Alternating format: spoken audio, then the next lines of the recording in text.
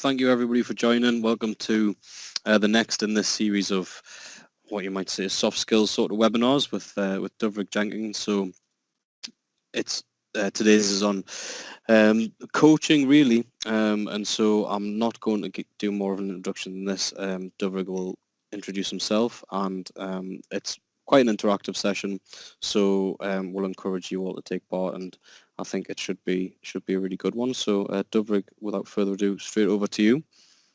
Cool, thank you very much. Hello everybody, and welcome to this session. It's really good to be here. I did a session a few weeks ago on giving feedback, and that's available on video as well. But today we are talking about improving performance through effective coaching. So let's move on to this slide. When I showed Sarah the slide yesterday, she thought that's a really cool engine. And I'll be really honest with you, I don't know much about engines at all, but it looks it's a nice picture and it matches my company branding, and that's the only reason why it's there. But it is in context with what we're talking about today. So as engineers, whether you make engines or something else, you all know that what we all do is to try and improve performance. So that's either tangibly through technically through the work that we do, but also behaviourally through the way that we learn and improve our own performance as human beings as well. So that's the broad context for today's session. A little bit of background from me, because we might not have met before. You might not have been on the last call. So my name is Dyfrig. When we open up the mics later, which we will do, because we'd like you to ask questions as we go through the session, and maybe join the conversation towards the end. Just call me Dove. It's a lot easier unless you're Welsh. A little bit of background for me. I spent over 10 years at Thomas Cook in learning and development, and then from there I went on to Barclaycard. I spent 4 years in Barclaycard. When I left, I was responsible for leadership development and culture development within that part of Barclays, and then I moved to the BGR Group, which is a major insurance company. They own Compare the Market and some other brands as well, and I was head of learning and development there. And since then, for the last 4 years, I own and run my own company called Development, which focuses on coaching for managers, but also executive coaching and also organizational development. So I help organizations develop a coaching culture by developing skills within their manager populations too. So that's a little bit of background about me, less about the promotion, but just give you a bit of context about what I do and the experience that I have as well. So let's get started.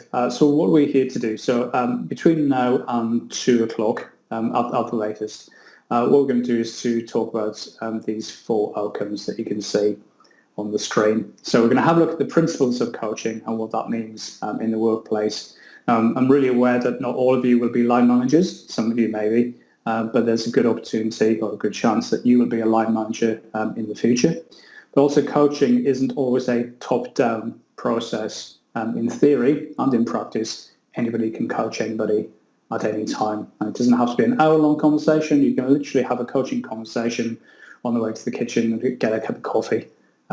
Or now, these days, just a conversation over Teams or Zoom.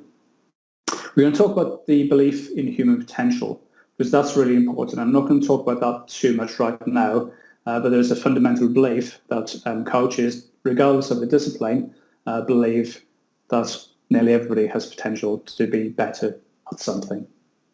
We're also going to look at how coaching can be the most effective ways to maximize your own performance. And again, this is about thinking about the coaching culture, the environment that you have either within your team or within your organization. And actually start to think about, am I being coached? Am I getting the best out of my line manager in the environment that I'm working in? Or is there a way that maybe I can influence those situations from what you learn during this session? And what we're going to do towards the end is share a simple coaching framework.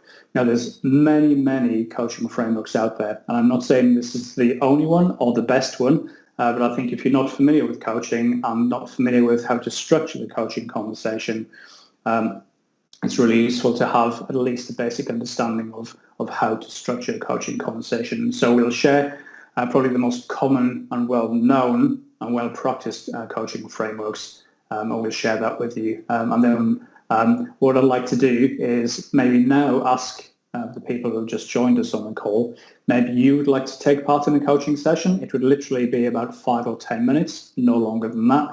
And if you do, have a think about that now. You don't have to answer now, but if you'd like to think about it for a little while, think about maybe a topic that's work related, and then send Sarah or Alex a message in the chat.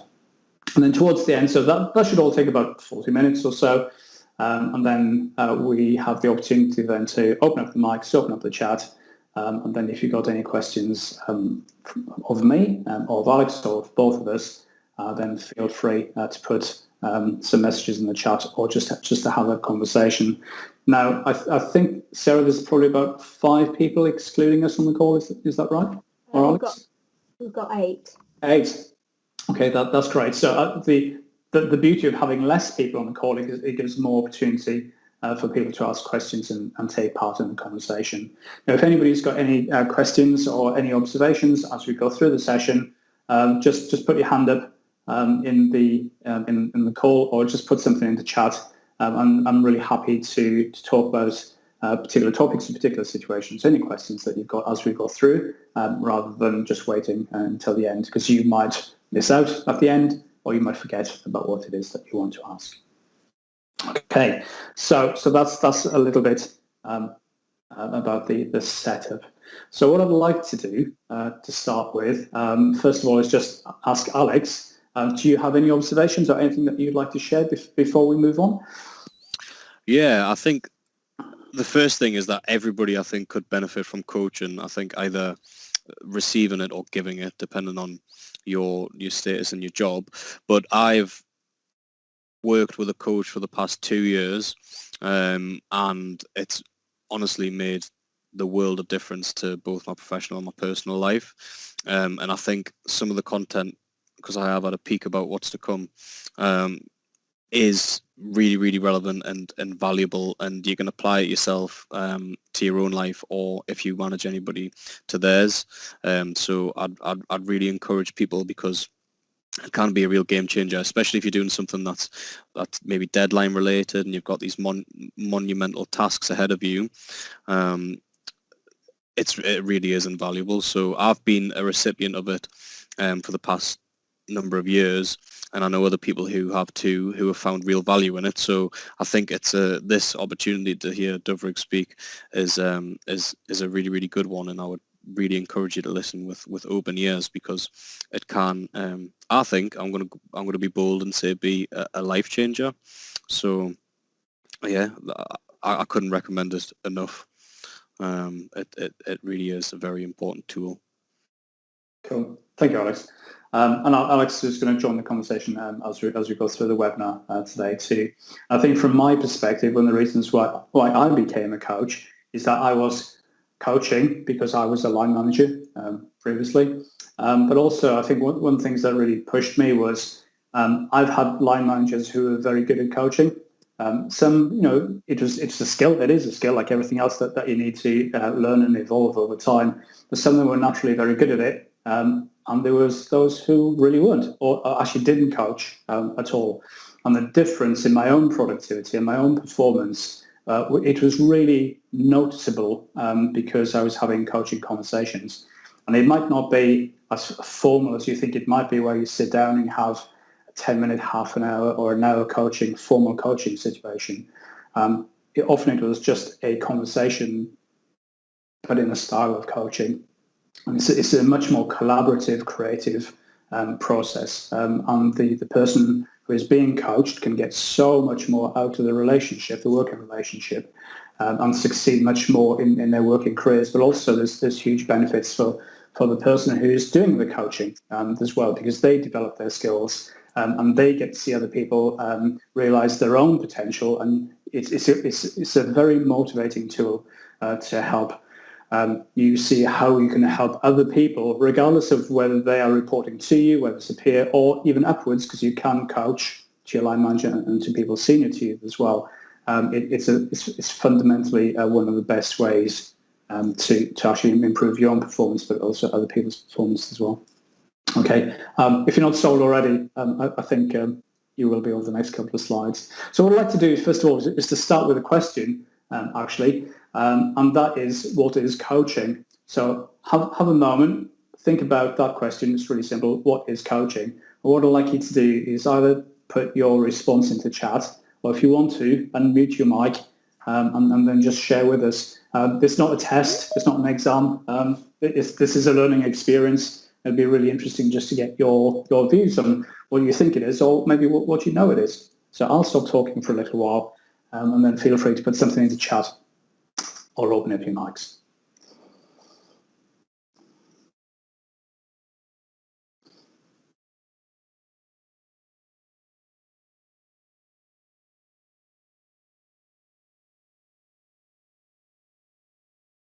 So I'm working blind, so I can't see the chat at the moment. So Sarah and Alex, do we have anything coming in? We've got some typing going on at the moment. Excellent. Not quite come up yet, but as soon as it has, I will let you know. Cool, thank you. Of course, if anybody prefers to unmute their mic and share, then that's fine. It's always the challenge of going first, especially on a webinar.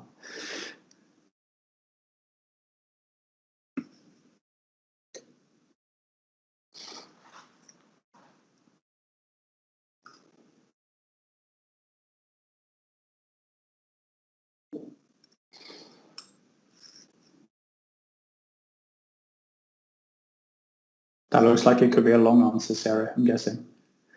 There we go. I've got some bits coming up now. Excellent. Bear with me. Right, coaching is guided assistance through a task or practice. Well, for me, it's sharing experiences and discussing scenarios, giving advice and motivation to peers and colleagues facing challenges, helping people to learn, work out what to do for themselves rather than simply telling them. And finally, for me, it would be asking open questions to the person so they can move from their unconscious incompetence to conscious incompetence. This way, they explore the topic themselves. Excellent. Thank you, Sarah, and thank you for everybody who took part in that. I think my work is done here. I think there's a really good responses. There's one I'd like to just pick up on, and it's not that it's incorrect, and that's the nuance sometimes between what coaching is and what mentoring is. So in coaching, to be very disciplined about it and almost clinical about it, you would never ever give advice when you coach, but you would when you mentor. So sometimes as a line manager or as a peer or a colleague, sometimes there's a time to give advice, and sometimes there's a time to coach. So, for the people who are talking about it's not giving advice, it's not telling, that's absolutely correct. And sometimes when we are coaching, and even as professional coaches, we can slip into the arena of where you start to tell. It's a very natural thing to do, and sometimes that's born out of you really want that to help that person, or through frustration because that person isn't getting there themselves. To be very clinical about it when you coach, you never give advice. But generally, all those responses are spot on, particularly moving from unconscious incompetence to conscious incompetence. Those are important points. And if you've never heard those phrases before, just Google it and you'll get lots of responses. So the definition I'd like to share with you today is that coaching is unlocking people's potential to maximize their own performance. So this taps into what we're talking about right at the start, whereby there's a belief from coaches that everybody has potential. We just need to help them unlock it.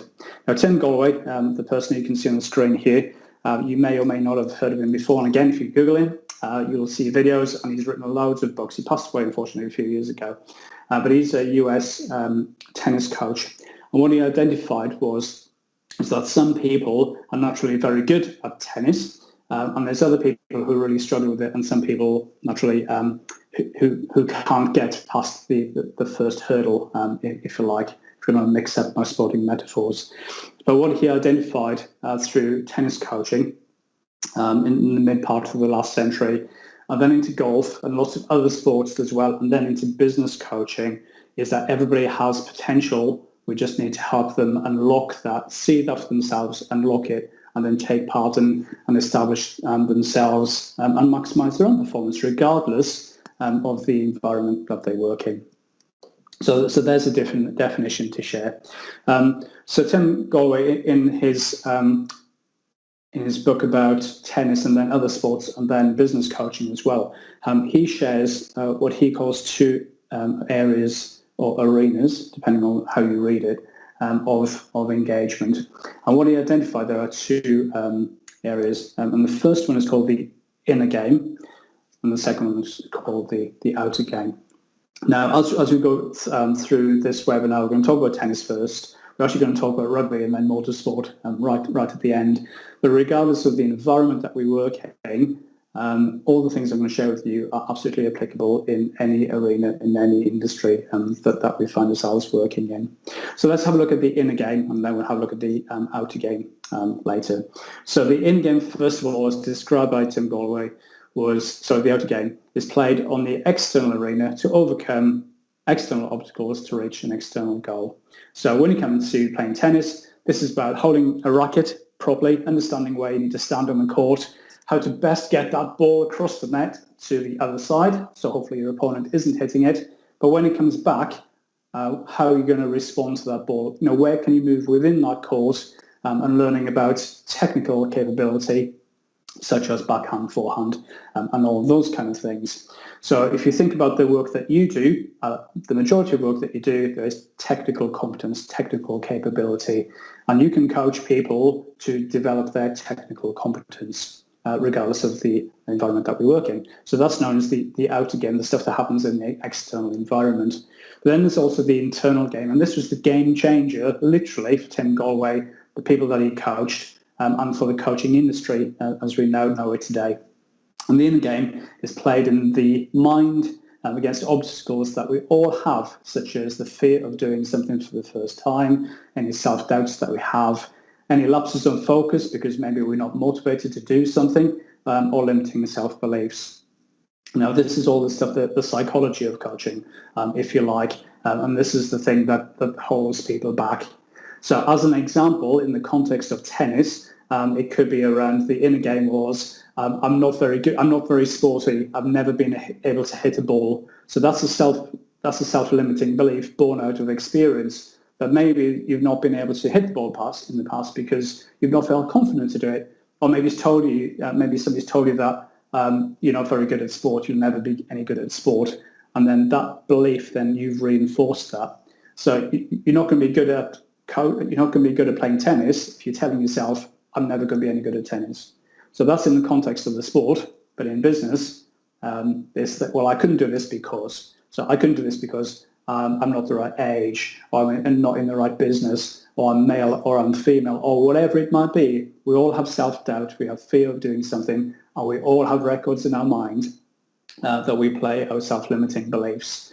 So when we're coaching people, we're looking at the outer game, but also looking at the inner game as well, and that is a fundamental part of coaching. Now I'm going to show you a video now, and when I was talking Alex and Sarah through this when we met briefly yesterday. I don't know how many of you are rugby fans. If you are, feel free to put something in chat. Obviously, I'm a Welshman, and if you do like rugby, you know that Wales lost against England on Saturday. But I decided I'm still going to go through it. I'm going to man up and bite the bullet. And in this video, it's a Guinness advert actually from the Six Nations a few years ago, and the video is called "Too Small to Play Rugby." So as you watch the video, what I'd like you to do is to think about the story that's being told within the video and how that relates in the context to this player, but also how you think it might relate to you and your jobs. And as you do that, feel free to put something into chat.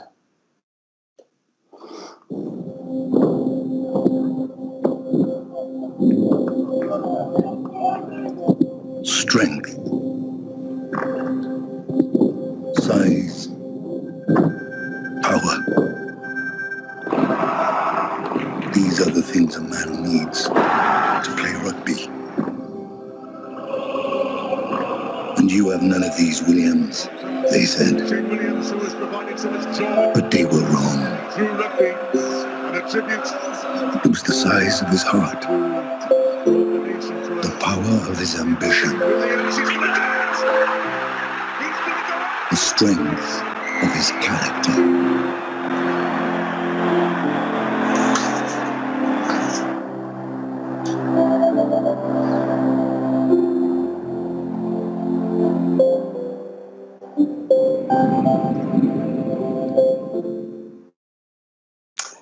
Okay, I always get a bit emotional watching that.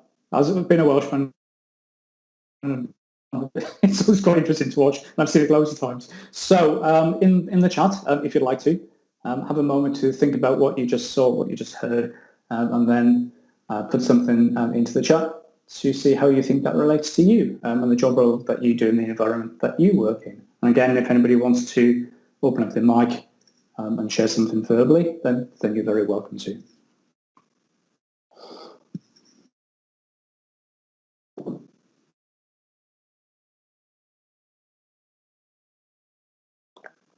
Alex, while we're waiting, would you like to share anything at this point? Yeah, I don't mind. Yeah. Well, I think for me, well, I love that video. I really do. I think its core message really is that anything's possible, and I mean, I won't delve too deep. Not for privacy reasons, for boredom reasons. But you know, I came from very humble beginnings, let's say, and have gone on to do things that I would have dreamed about doing when I was a young lad. And I think that a lot of it is self-belief, and the unlocking potential part of the quote from the chap from earlier, I think is really important. And I think that if you can believe in yourself and you can access that, then there really aren't many, if any, limits to what you can do. And I think that the more self-belief you have, really, the more you can propel yourself to where you want to go. And there's that line which is hard work beats talent when talent doesn't work hard. And I love that. And I think it says everything. So I think you really can do whatever you want to do, more or less. I mean, if you're 5'6", you probably can't be an NBA, basketball player. But I think that the potential's in there, and if you want to get at it, then I think you can. Yeah, absolutely. And again, that's the responsibility of someone who is coaching somebody else, whether you're a professional coach or not. It doesn't matter. And that's what we mean by seeing potential in other people, because sometimes we don't see it in ourselves. And I'm sure we've all worked with people in the past, but also outside of work. I've often thought, and maybe it's part of what I do for a living, but I see people go, you have got so much potential. But I will say that to them because often we don't see it in ourselves, especially for people who come from, like you said, Alex, and I have as well, who come from humble beginnings. It's good to be told that and to be given that realization, because then you've got some foundation to move forward on. Great, thank you for sharing that. I heard a ping. I assume that was something coming in the chat. Got a few comments here. Firstly, breaking out from what is the norm. Another comment, I'd say that self-belief goes much further than pure ability alone. And having the right attitude is paramount to complete a task that may be outside your league.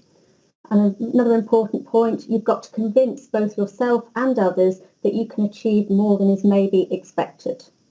Yeah, absolutely. I agree with all of those comments. So, from what we would call a coachee's perspective, so you have somebody who coaches, who's the coach, and the person who's being coached is usually called the coachee. The coachee needs to feel that they are confident to do something, because confidence becomes before competence, nearly always.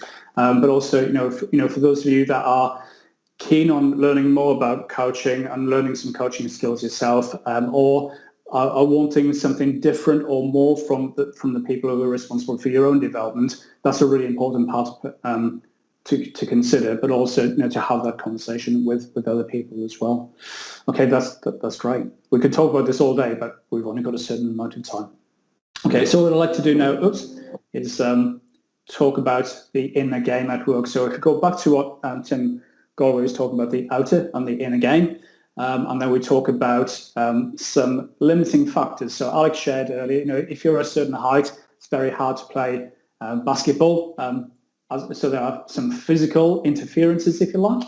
But there are also things like, so if you go back to Shane Williams' example, if he'd listened to the naysayers saying, you're too small to play rugby, you're too small to play rugby, if you really started to believe that, technically that's an external interference because that's somebody telling you that you can't do something. But then if you start to listen to that and play that record yourself, then that becomes an internal interference, and it stops you reaching your potential. So in this formula, this is quite well known, and this is Tim Galway's work. So this formula is quite simple. So it's P minus I equals P.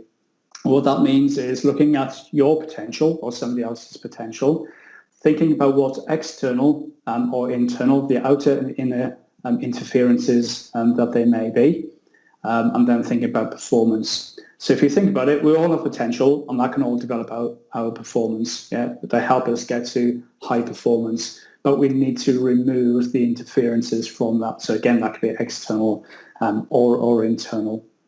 So what I'd like you to do for a moment, and you don't feel that you have to share this if you don't want to, and if you don't want to do it now, maybe you want to reflect on this for a little while and think about it for the rest of the day. So there's two questions. So what examples of inner game interferences have you identified in yourself?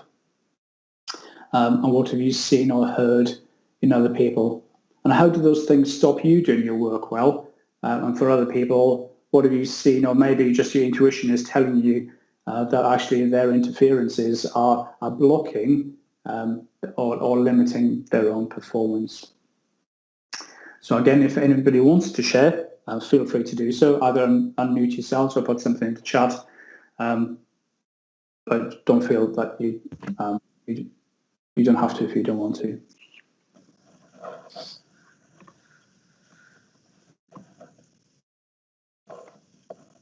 So while you're having thinking about that, so Alex has shared a personal story, and I'll do the same, and I will keep it brief too. So again, just tapping into what we were talking about earlier about humble beginnings.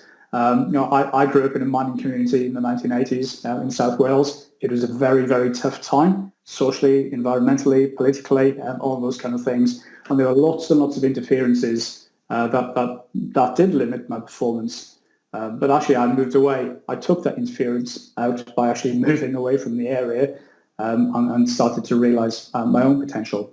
And I've kept on moving around different places and taking new opportunities to maximise my performance in that way. Do we have anything coming through on chat, Sarah? There's nothing yet. I can see. I think maybe somebody's typing. Mm-hmm. But nothing's pinging up yet. That's fine. So like I said, that's almost like a reflective question, because it's really important that we're coaching, that we give people time to have the time and the place and the space to have the reflective thoughts. That's really important. So if that still comes through, we can check in on that in just a second. Hi. Oh, hi. Who's that? Hi, sorry, I'm typing, but it's hard to explain in writing. Okay. Just thought I'd introduce myself. I'm Mike Graham from Instron. My example, I mean, being a white male in engineering, I haven't got many barriers, but I think the only thing I could say as an example would be working in a department of people that are much more senior. Mm-hmm. The expectations are high in terms of the actual work you've got to do, but maybe in your head you've got this self-doubt that you lack experience that other people doing the same job have. Mm-hmm. Okay, and that's a really good example. Thanks for sharing that, Mike. Okay. Yeah, often it's easy just to say it, doesn't it, rather than type it, because you have to think about what it is that you need to type. Yeah, and actually, that interference, the examples of interference are almost unlimited, and often they're very personal to us as well. And when I'm not old now, but when I was younger, if I walked into a room of senior people, there would be that self-limiting belief saying, "Oh, what am I doing here?" Maybe a little bit of imposter syndrome, thinking, I don't have the experience or the years or the exposure or whatever it might be to be working and talking with, and maybe in my role influencing people who are company directors, as an example. So that's interference straight away. And if you listen to that, the inner game, that can really limit your performance. On a day, quite a critical environment, or it could be over a much longer period of time as well. So yeah, that's great. Thank you for sharing that. So In this heading, we've got what coaching is and what coaching should never be. Now, I'm going to stop talking for a little while. What I'd like you to do is just to read through those two columns. So on the left-hand side is what coaching should be. And this is a much longer list, but I've just chosen a few to share today. And on the right-hand side, what coaching should never be. So what I'll do is just give you a few moments, have a look through the information on the screen. And if anybody would like to share their thoughts about those two columns, again, like Mike, open up the microphone or put something in the chat.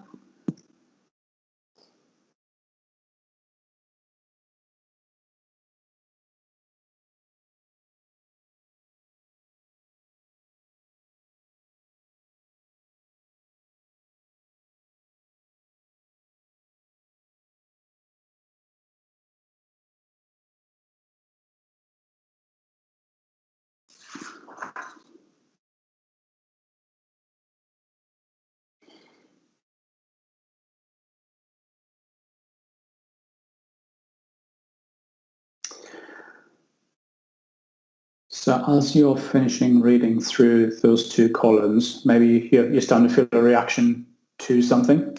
And as coaches, we're always looking at to see how we feel about something, as well as observing what the client or the coach is saying, thinking, doing, reactions. So what kind of reactions are you getting to those two columns? Or what do you tend to see at work? Do you tend to see more of the things on the left-hand side, or do you tend to see more of the things on the right-hand side? And if you're happy to share, open up your mic. I'll put something into chat.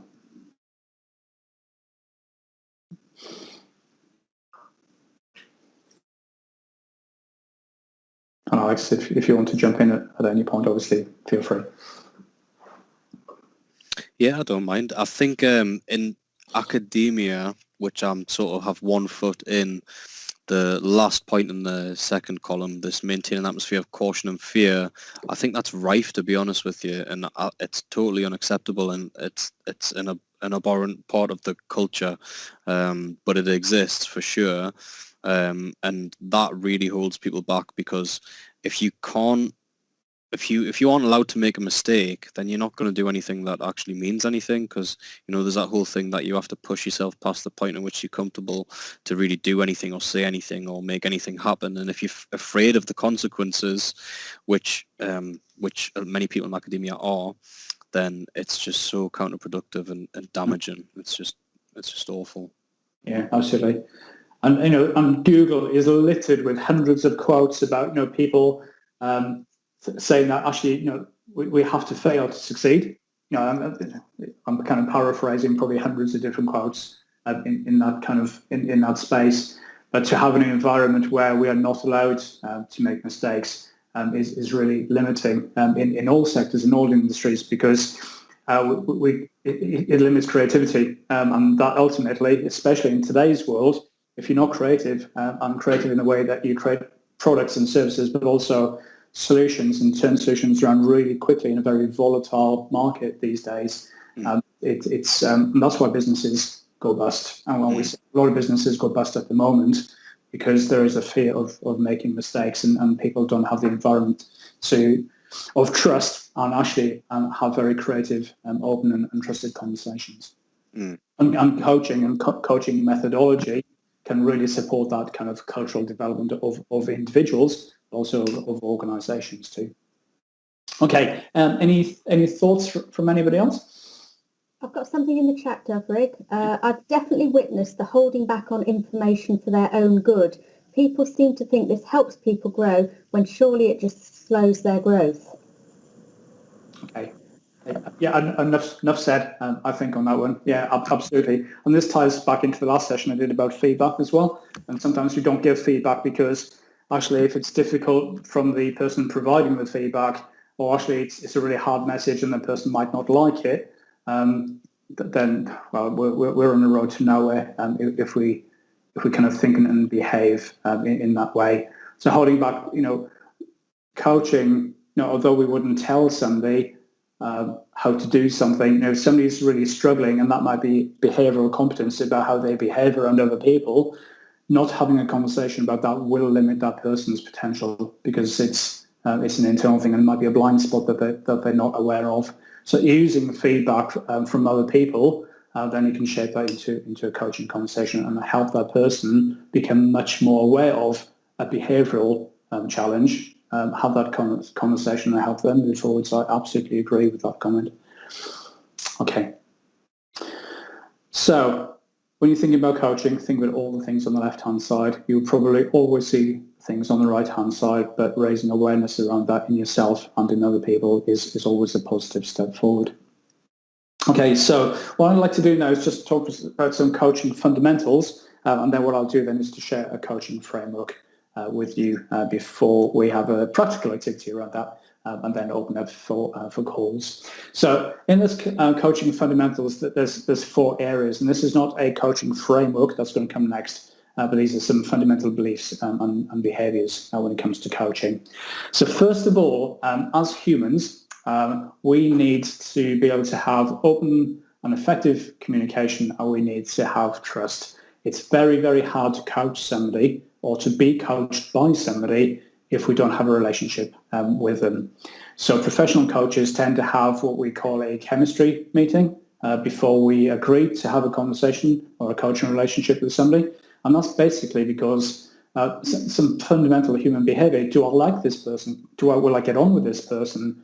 Do I feel like I can trust this person? There's lots of things there, but essentially it all boils down to human feelings and emotions. So if or when you are thinking about coaching somebody else now or in the future, if you don't have an effective working relationship with that person, it's very hard, if not impossible, to have a conversation with them. And likewise, if you're on the receiving end of coaching, you're much more likely to be receptive to being coached if you essentially like and trust the person who is doing your coaching with you.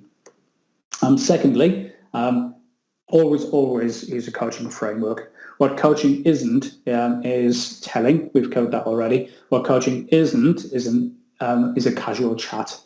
Coaching is a considered and thoughtful conversation using a framework. That's the technical part of it, but also as well we need to use effective questioning, and more importantly, we need to listen, because actually listening is much, much more important in coaching than actually asking the right questions at the right time.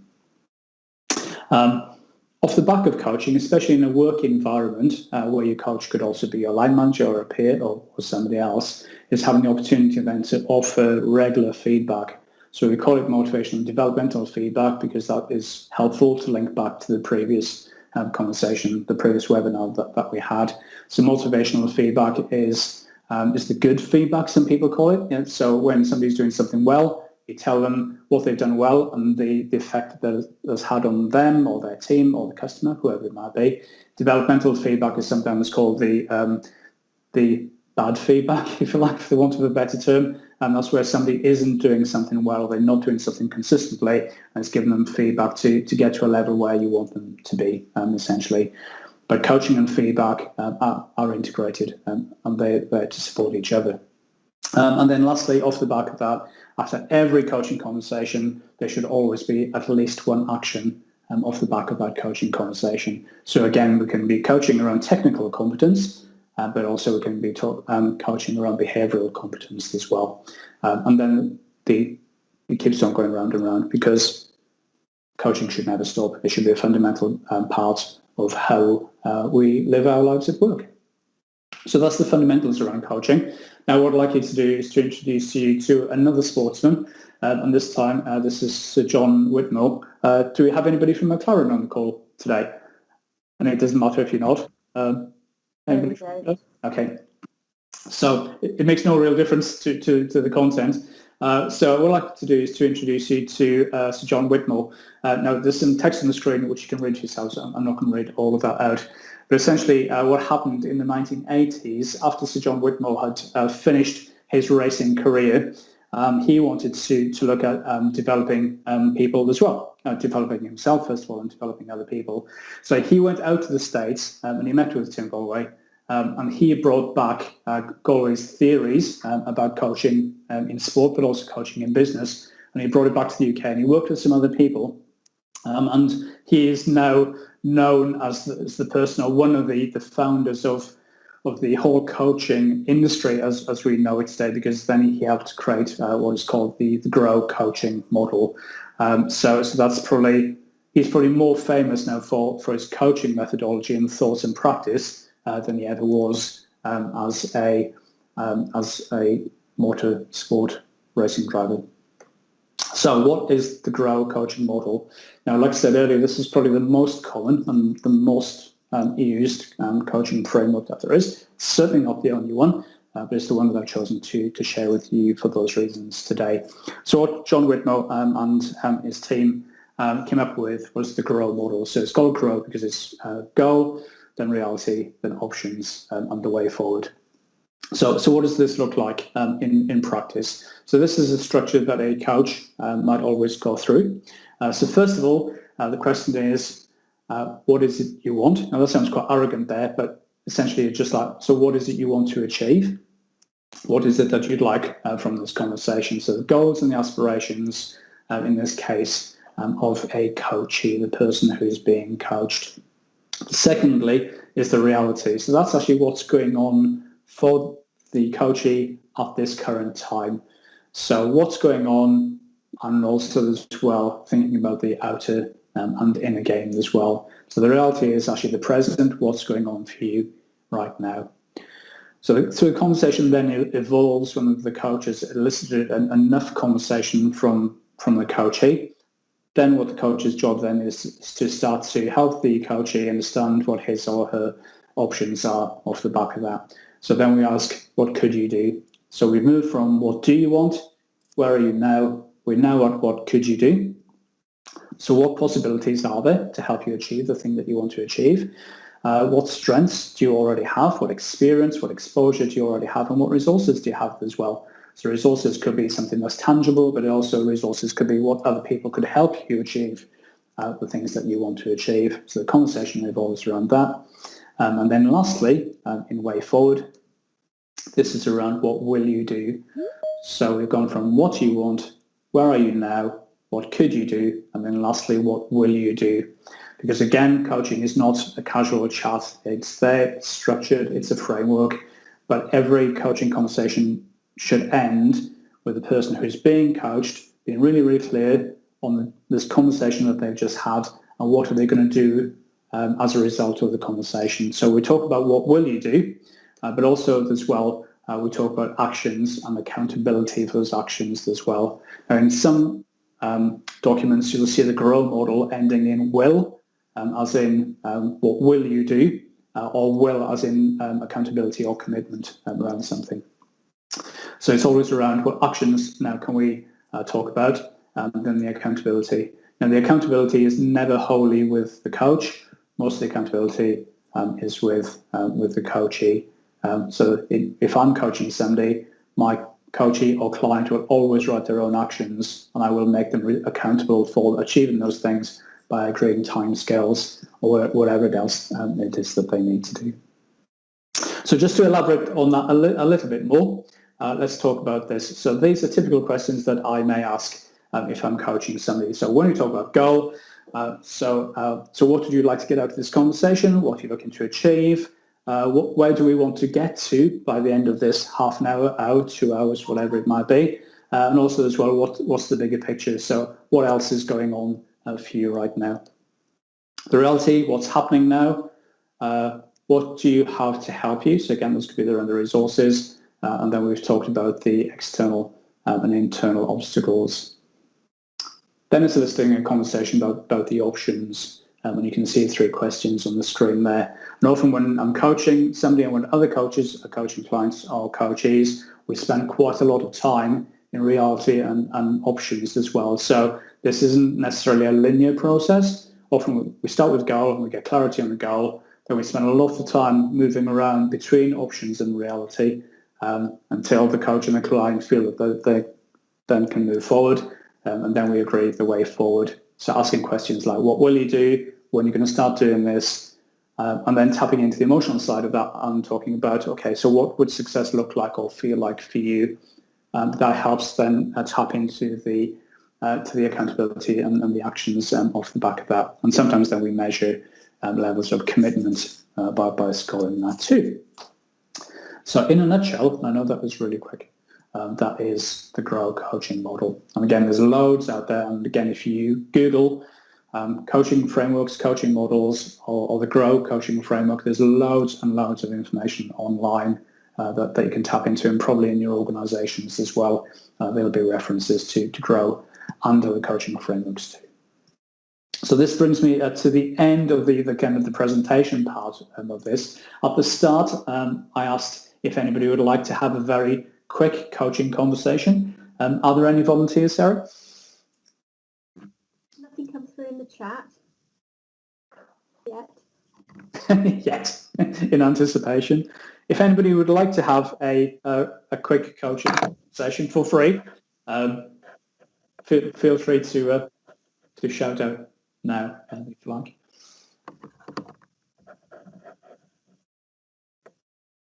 I guess we're not having anything through, so we've got, just checking on the time, we've got 13 minutes left over our hour together.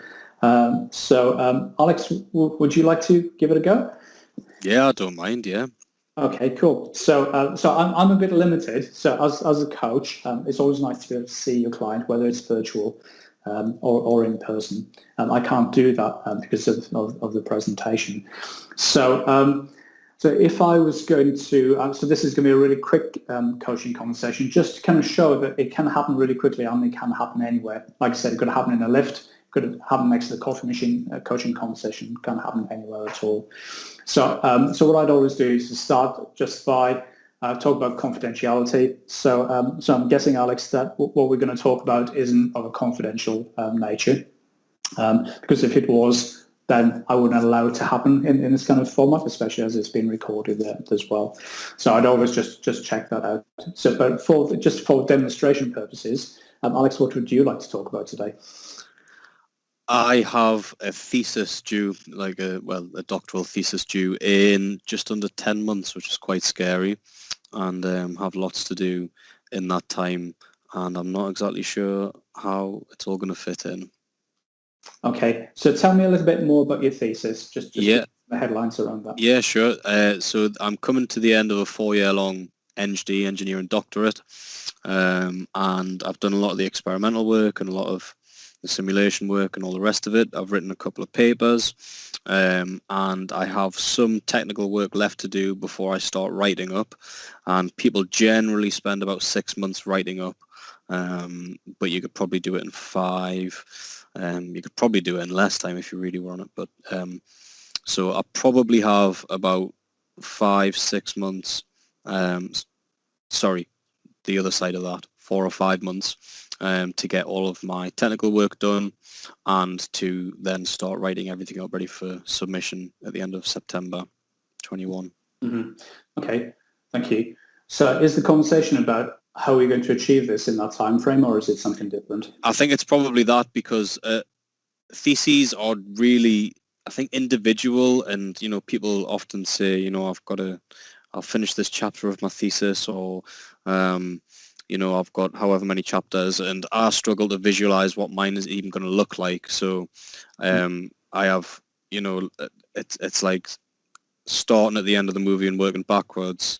I know what the end is, and I know how much I've got to do roughly, but actually visualizing what that thesis is going to look like is quite difficult for me at the moment. Okay. So is it the completion of it, or the visualization of the kind of roadmap between where you are now? Roadmap's a really good word, yeah. So I have not so much of a clear idea on structure and how many chapters, what the chapters are going to be titled, all that sort of stuff. That's what I'm struggling with. It's not so much the motivation, it's the visualization of it, yeah, and roadmap. Okay, so what's going on for you right now then? So if we are focusing on that kind of visualization of getting from where you are now to where you need to be within that time frame, what's going on for you right now? I've just finished the last of my experimental work. I was in Surrey for a while, so I'm back now. I'm just about to moving house, and I have Christmas in the middle, but generally I need to do some technical work, which is just me on a computer, crunching numbers type of thing, and then maybe write another journal paper, and then April is roughly when I'm thinking of starting to write up, but I need to get some technical work done before then. and the minutiae haven't really been figured out a lot or in detail yet, really. Okay, so you've got some time between now and April to do Yes. what you need to do, but realistically, from what you've just said, there's lots of other things going on. So you're moving house, there's Christmas, there's New Year, there's your day job to do as well, I guess, on top of that as well. So realistically, how much time do you think you've got between now and April in reality to help you achieve what you want to achieve? Well, so right now it is my day job, fortunately, with the scheme that I'm on. So in trying to figure out how many work weeks there are or work months. So let's just write the rest of December off for the sake of Christmas and New Year and jumble all that in. So you've got 3.5, 4 months, something like that. Okay, and how does that feel to you? That 3.5, 4 months. Very short, terrifying. Okay, and is it 3.5 or is it 4 months? Oh, we'll say 3.5. Okay. And when you say terrifying, why is it terrifying? Because I think it's because so going through MBTI stuff, I'm a very J person, so I like structure. I like to see where I'm going. I like a spot on the wall to aim for and to know how I'm going to get there. I like detailed plans. I like lists and so on and so forth. And I think it's the uncertainty around not only the work that I have left to do, but then the writing up and what that's going to look like that I'm struggling with. Okay, so that's kind of where you are. So you're aware of what you need to do. You're aware of the timescales, and I guess this is my word, but although I can't see you, I can hear you. Just like it sounds like it's a big chunk of work that you need to do, and obviously it's important as well. So what options do you have at this stage to help you achieve what you need to achieve?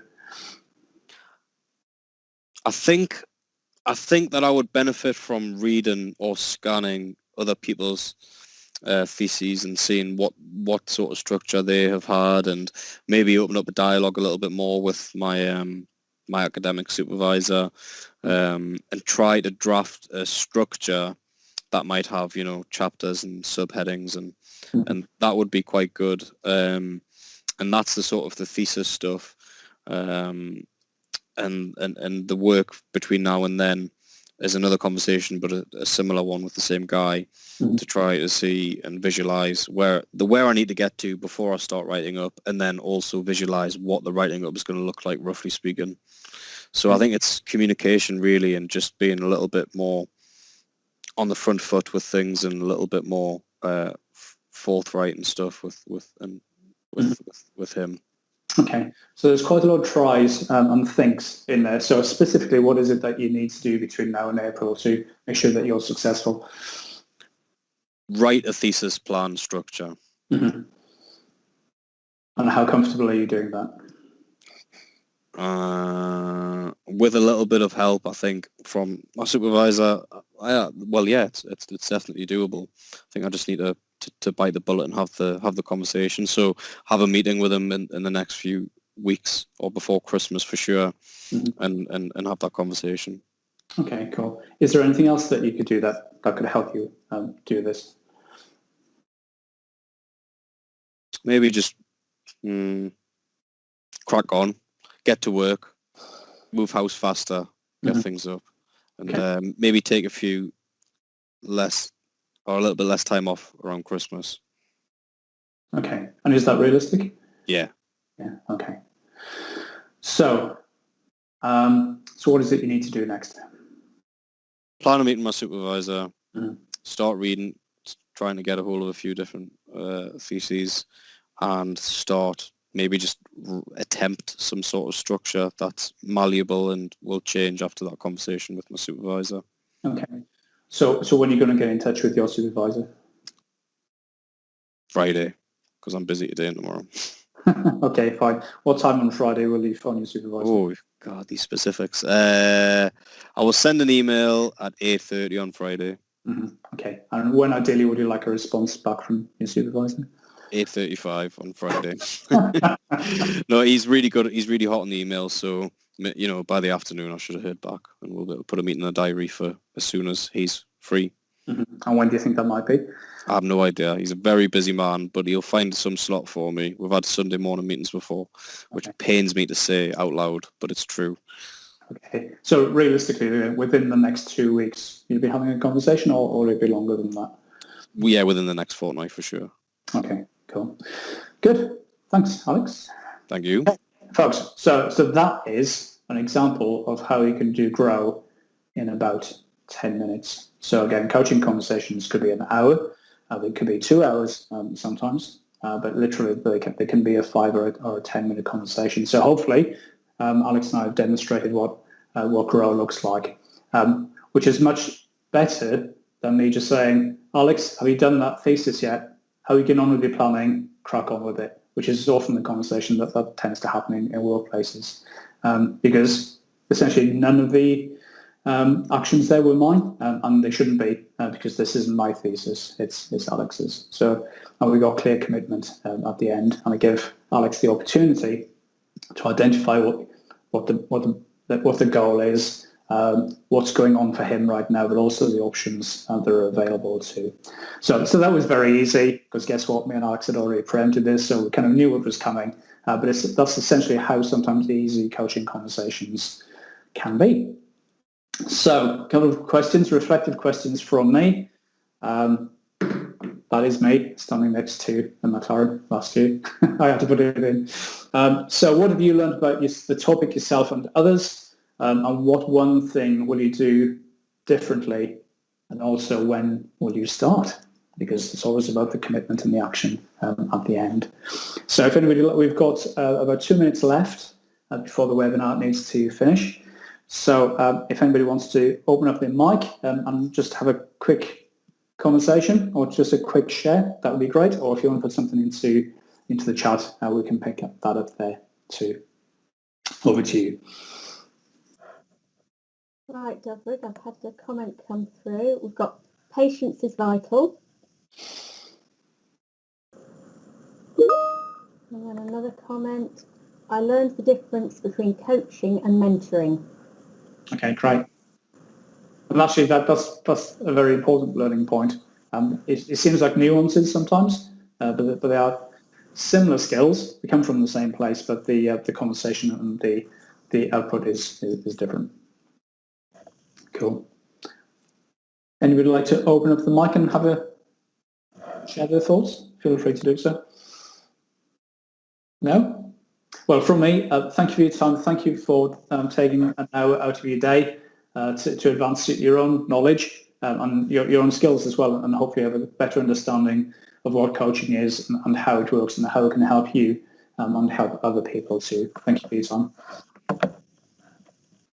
Thanks, Dyfrig. And I think just to close with, if anybody's not already a member of the EIS, please do send an application to join to Sarah, and we hope to see you at one of these in the future. And would love your feedback as well. Please give some honest feedback to us, and we'll hopefully see you for the next one.